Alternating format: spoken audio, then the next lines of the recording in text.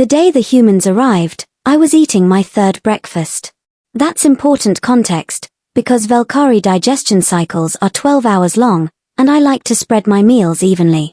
So there I was, mandibles deep in fermented grain paste, when Commander Thex burst into the commissary with all 4 eye stalks quivering.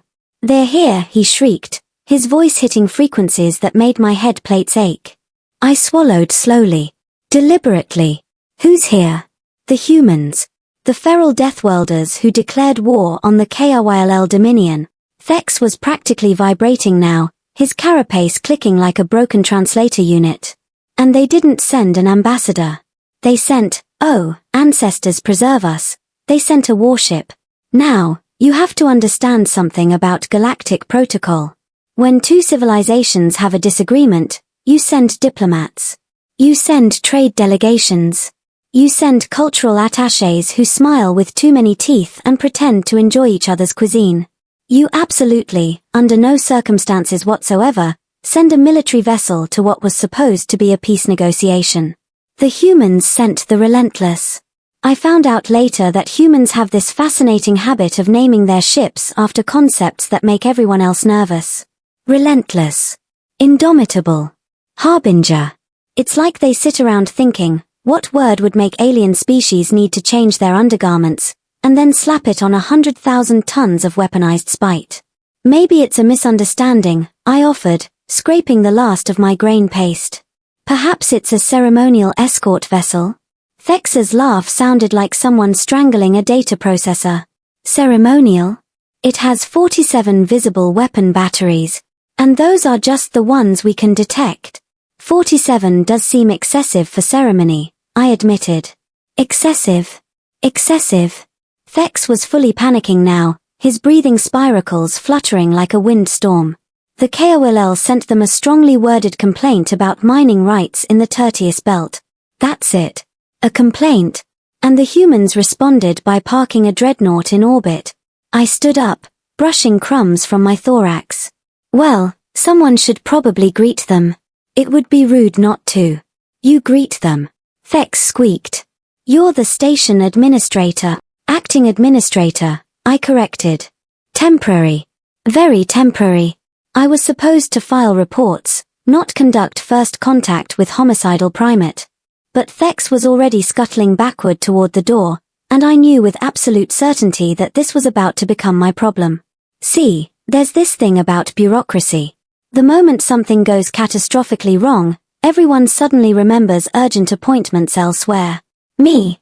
I'm too slow to run. Valkyrie aren't exactly built for speed.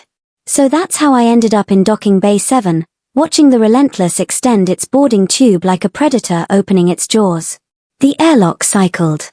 I tried to remember everything I'd read about humans. Bipedal. Binocular vision. Terrifying pursuit predators who evolved by literally running their prey to death across endless plains. Oh, and they voluntarily ingest poison for recreation and call it drinking. The hatch opened. Captain Elena Vasquez stepped through, and I immediately understood why the galaxy was terrified. She was compact. Maybe 1.7 meters tall, which was small by most species standards. But the way she moved. Pure efficiency. Pure purpose. Like violence wrapped in skin and poured into a crisp military uniform. Station administrator? Her voice was calm. Too calm. The kind of calm that precedes explosions. Acting administrator, I squeaked. Temporary. Very, very temporary. Welcome to Nexus Station. We're so pleased to receive you. Would you like some refreshments? We have 17 varieties of non-toxic beverages. Her lips twitched.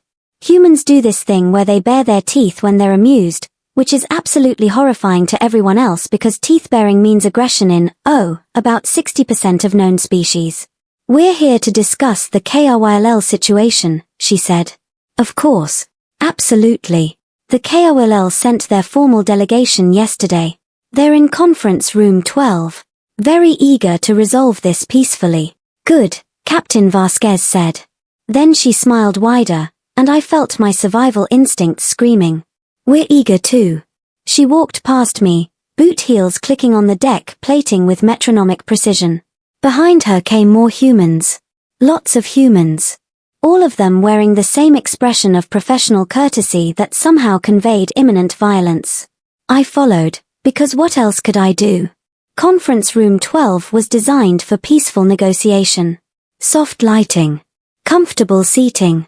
Acoustic dampening that made everyone sound reasonable.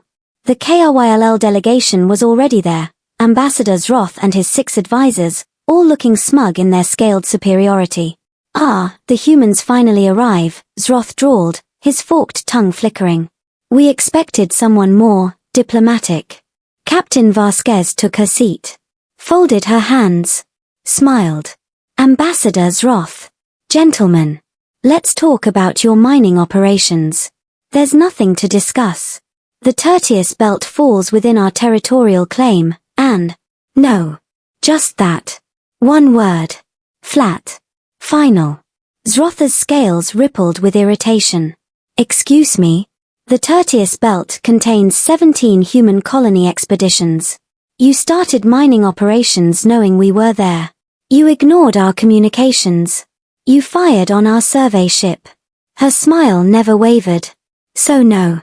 We're not discussing your claims. We're discussing your reparations." The temperature in the room dropped about 15 degrees. "You dare threaten the Kryll Dominion?" Zroth hissed. "I'm not threatening anyone," Captain Vasquez replied. "I'm simply explaining." The silence that followed could have suffocated a star.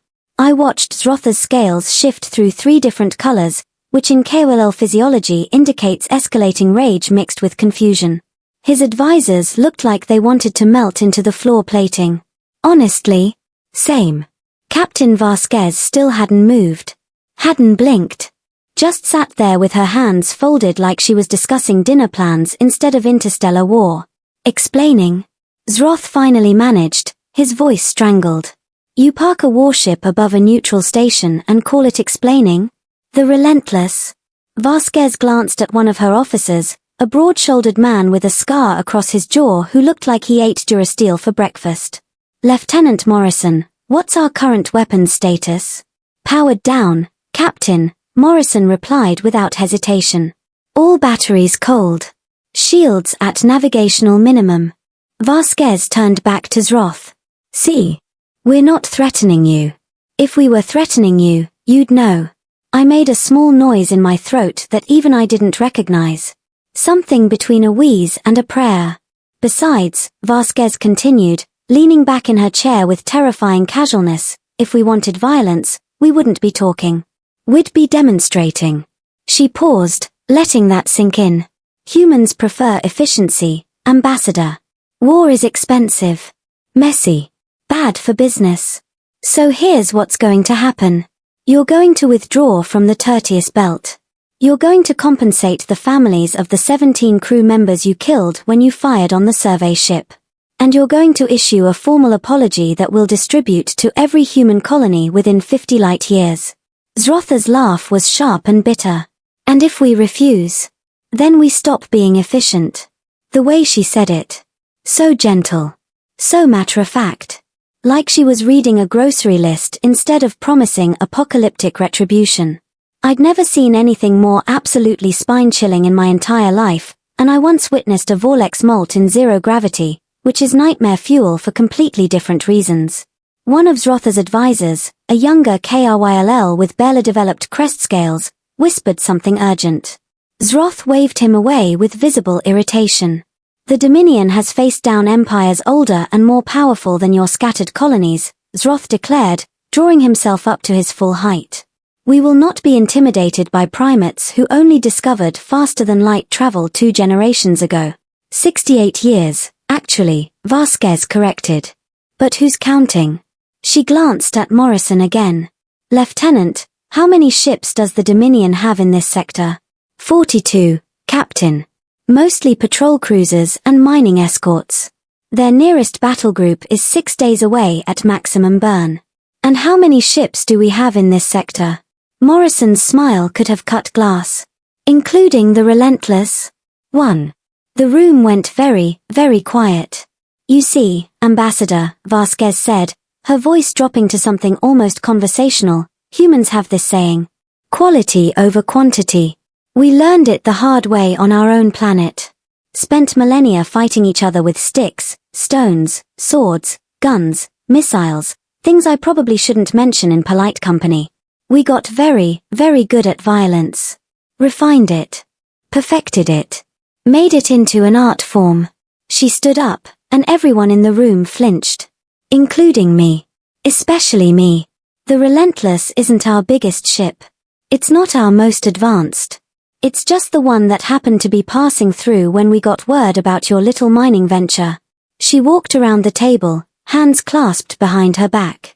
But you know what it does have? 500 crew members who are extremely tired of people shooting at human civilians. And a captain who really doesn't want to file the paperwork that comes with orbital bombardment. Zrotha's scales had gone completely pale. The youngest advisor was making a continuous high-pitched whine. So here's my offer, Ambassador. One time. Take it now, or we default to option 2. Vasquez stopped directly across from Zroth. Withdraw. Compensate. Apologize. Do those 3 things within the next standard cycle, and we all go home. You save face. We save time. The station administrator. She glanced at me, doesn't have to clean up whatever mess we'd make. I nodded frantically. The mess. Oh ancestors, the mess. Zroth looked at his advisors. They looked at the floor. At the ceiling. Anywhere but at him. Finally, he turned back to Vasquez. The Dominion will need time to consider. 30 seconds. What? You've had weeks to consider since you fired on our ship. I'm giving you 30 seconds to decide if you want to keep breathing. Vasquez checked her wrist chronometer. 25 now. This is outrageous. Unacceptable. You cannot possibly expect. 15. The young advisor broke. Accept it. For the love of the Star Mothers, Ambassador, accept it. 10. I watched Zrotha's face cycle through every emotion simultaneously. Rage. Fear. Humiliation. Calculation. Finally, survival instinct won. We accept, he whispered. Wonderful. Vasquez's smile was radiant. Terrifying, but radiant. Lieutenant Morrison will transmit the formal terms within the hour. You have 72 standard hours to begin compliance. Pleasure doing business with you, Ambassador. She turned and walked toward the door, her officers falling into step behind her like a well-oiled machine. At the threshold, she paused. Oh, and administrator? I jumped. Yes. Next time someone files a complaint about humans, maybe mention that we don't really do proportional responses. We find it confusing. Then she was gone, and the entire KOLL delegation simultaneously collapsed into their chairs. I stood there, processing what had just happened. Earth didn't send diplomats. They sent a captain who negotiated peace by promising war so efficiently that nobody wanted to find out if she was bluffing. Spoiler alert. She absolutely wasn't bluffing. I went back to the commissary and ordered my 4th breakfast. I figured I'd earned it. Somewhere above, the Relentless waited in orbit like a sword that had decided not to fall. Yet. And that, I realized while chewing my grain paste, was the most human thing of all. Humans didn't conquer you. They just convinced you that getting conquered would be inconvenient for everyone involved. Terrifying. Absolutely terrifying. But effective. Oh yes. Remarkably so.